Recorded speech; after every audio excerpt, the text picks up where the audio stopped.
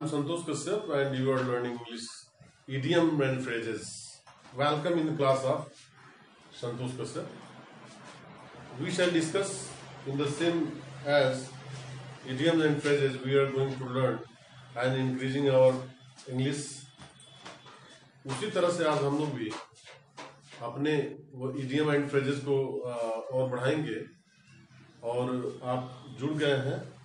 हमें आशा है कि जुड़े रहेंगे और नए नए क्लास हम लोग लेकर आते रहेंगे। अगर कोई भी आपके मन में है तो कमेंट करके आप बताते रहिए कि क्या कैसा क्लास चल रहा है, क्या उसमें सुधार किया जा सकता है। तो इडियम फ्रेज कुछ अलग हो ही रहा है, हम लोग देख रहे हैं। We are going to learn some different idioms and phrases today also. Before starting our idiom and phrases and explanation of the given words and easy idioms, I would like to tell you that you should subscribe my channel and press the bell icon so that you can get notification earlier as soon as possible when I uploaded the new classes videos. And you should also press the like button, and if you don't like, you should press the unlike button also, and you should pass a comment, throw a comment inside the class of videos.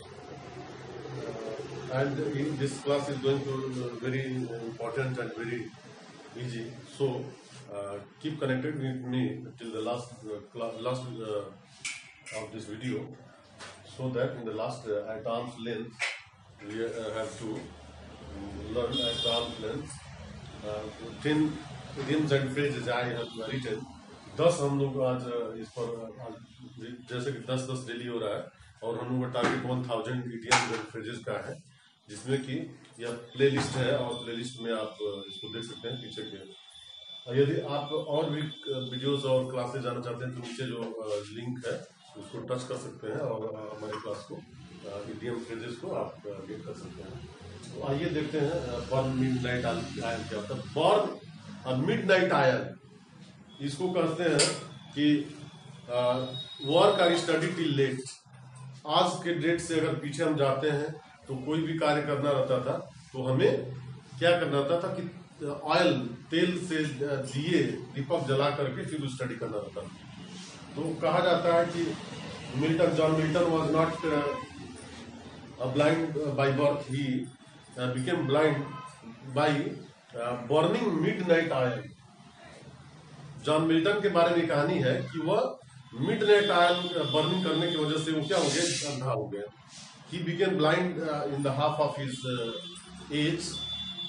और ऐसा तो उन्होंने लिखा भी है John Milton कि मुझे याद है कि मैं आधी रात से पहले कभी भी पढ़ाई बंद नहीं किया, और डॉक्टर ने मना भी किया था, जो चिकित्सक था, कि आप इतना देर तक न पढ़िए। फिर भी वो पढ़ते रहे और उनकी नेत्र ज्योति चली गई। He became blind. तो burn midnight oil it means study, to study और work till late night, till late night, आधी रात तक, देर रात तक पढ़ाई करते रहना या कोई कार्य करते रहना, उसको हम बर्न मिडनाइट ऑयल करते हैं।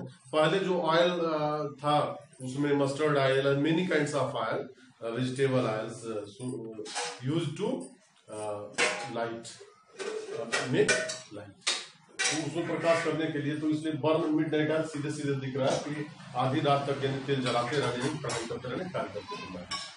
आइए नेक्स्ट बार हम लोग देखते हैं takes two to tango. Takes two to tango, two to tango. तो ऐसा होता है कुछ ऐसी चीजें होती जो अकेले हम क्या कर सकते हैं, नहीं कर सकते हैं। It means most work need to persons. कई ऐसी चीजें हैं जैसे 2 लोगों की जरूरत है। लूडो आपको खेलना, if you want to play ludo, how can you play yourself only? You have to need one person also. It means 2 to tango. Takes 2 to tango. यानी कि आपको लूडो खेलने के लिए क्या होगा, 2 व्यक्तियों की जरूरत होगी। तो इस तरह के गेम या कई ऐसे वर्क्स हैं, कैसे टास्क हैं जिसमें 2 लोगों की जरूरत होगी।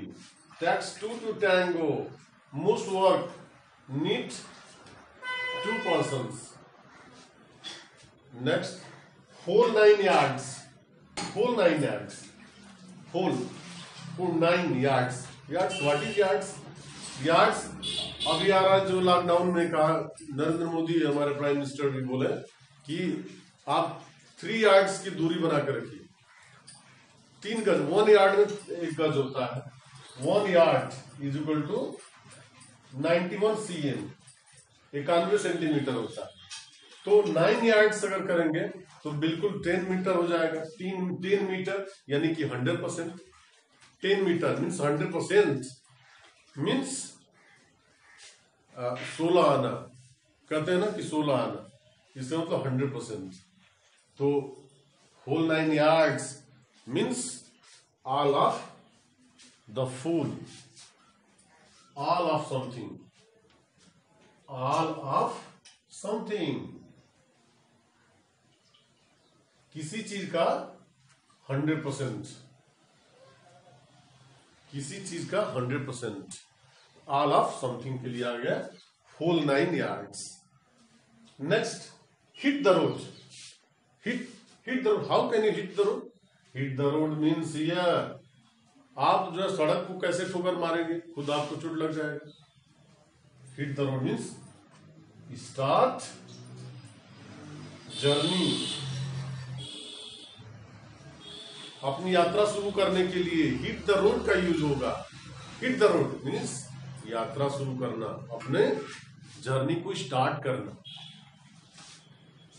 Next, have a blast, have a blast, blast means जानते हैं कि विस्फोट हो जाना, फट जाना। It means take to enjoy, to enjoy, इसका मतलब कि आनंद लेना, टू एंजॉय। आप देखते होंगे कई ऐसे फंक्शन होते हैं जिसमें कि आतिशबाजी के द्वारा, फायर क्रैकिंग के द्वारा उसको एंजॉय किया जाता है। Have a blast, to enjoy, किसी चीज को जो क्या करना, आनंद लेना, इसका मतलब हैव ए गुड टाइम। अगर कौन एंजॉय करा, जिसका कि अच्छा समय, जिसका अच्छा समय नहीं है, how can. Next, call a spade spade, call a spade spade, spade spade जो होता है ना कि स्पेड जो कि मिट्टी हटाने के लिए, तो स्पेड स्पेड सीधे बोल देते हैं, इससे मतलब कि स्पीक डायरेक्टली, स्पीक डायरेक्टली, किसी को क्या करना, सीधे बोल देना, स्पीक डायरेक्टली।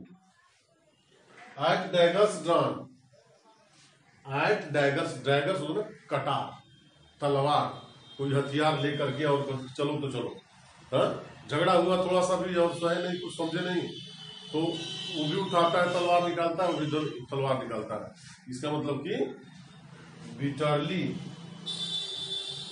बिटरली होस्टाइल,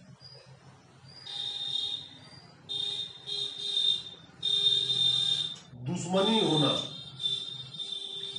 दुश्मनी का भाव, दुश्मनी के भाव के लिए एट डैगर्स ड्रॉन का प्रयोग करते हैं। ड्रॉन खींच लेना, ड्रॉन खींच लेना। Cat and dog life, cat and dog life, very easy idioms here. Cat and dog life means cat और डॉग क्या करते हैं, झगड़ा करते रहते हैं, वो उसको दौड़ाता है, फिर वो उसको जो है म्याऊ म्याऊ जाकर के ऊपर से और बोलती रहती है, और कुत्ता भी भाव भाव करता है, ब्राक बार करता है, कैट न्यू करती है, और इस तरह से जो ऐसा लगता है कि दोनों में झगड़ा हो रहा है। और इस तरह से इसको अगर हम देखेंगे मीनिंग्स में, तो इसका मतलब कि लाइफ फुल ऑफ क्वायरल, यानी झगड़ा से परिपूर्ण जीवन, ऐसा जीवन नहीं जिसमें कि थोड़ा सा भी शांति हो, बल्कि झगड़ा ही झगड़ा हो जिस जीवन में, ऐसा लाइफ जिसमें कि झगड़ा होता रहता हो, उसको हम cat and the dog life कहते हैं, यानी कि लाइफ फुल ऑफ क्वायरल, शांति नहीं रहती है जीवन में, झगड़ा होता रहता है। उस तरह की लाइफ को कैट एंड डॉग लाइफ कहेंगे। Next, cry for the moon. देखिए, cry for the moon, cry for the moon, मुझे क्या मंगा दो, चंदा, चंदा दिला दो। कोई बच्चा हट करता है कि मुझे चंदा चाहिए, चंदा को देखकर चंदा ज्यादा गीत गाने पे बने हुए हैं, लेकिन कोई बालक रोता है इसलिए कि मुझे चांद चाहिए, मुझे चांद चाहिए, कुछ नहीं चाहिए। तो वो जो है, is it possible to get moon? No. तो इसका मतलब हो जाएगा ask for impossible, ask for impossible, जिसमें कि असंभव की मांग करना। एट आर्म्स लेंथ, नेक्स्ट है next and at arm's length, एक हाथ की दूरी बनाए रहो। एक हाथ की नहीं, मोदी कह रहे 3 हाथ की दूरी नहीं, 3 गज की दूरी बनाए रखिए। At 3 meter, at arm's length, यानी इस लॉकडाउन में क्या करना है? You have to keep someone at arm's length, किसी को आप उस दूर रखिए। इसका मतलब जो होता है कीप एट डिस्टेंस, किसी को क्या करना? अपने से दूर ही रखना।